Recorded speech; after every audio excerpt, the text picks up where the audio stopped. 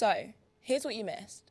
Princess Diana was the first wife of our current King Charles. After 15 years together, they divorced and Diana attempted to live a private life. Easier said than done. In 1997, she and her new partner, Dodi Fayed, were the focus of a huge amount of press attention during what was supposed to be a romantic trip to Paris. On the evening of the 31st of August, the couple left Dodi's father's Ritz Hotel and were immediately swarmed by paparazzi. In an attempt to get away, the pair, along with their driver and a bodyguard, sped through the streets of Paris in a black Mercedes.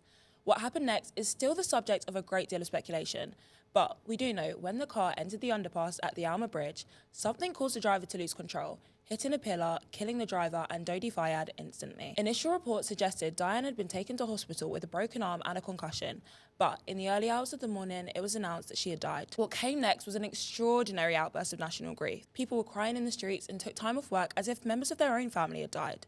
The area around both Kensington Palace, where she had lived, and Buckingham Palace became a shrine to the lost princess. The Queen initially attempted to follow protocol. Diana was no longer a member of the royal family, and so there was no obligation to make a public statement. This silence caused an outcry, and finally, she was forced to bow to public pressure and make a televised statement, expressing her sadness at Diana's passing. She was also forced to give her ex-daughter-in-law a state funeral, which was again a huge break with tradition. It was also a national spectacle. Thousands of people lined the roads and motorways as Diana's coffin was brought back to London for the ceremony at Westminster Abbey. 2,000 people were inside the Abbey and 32 million people watched it on TV. But the interest didn't end there. The service was beamed to 2 billion people worldwide, making it one of the largest televised events in history. All eyes were on the Queen as she bowed her head at the arrival of Diana's coffin, another break with tradition.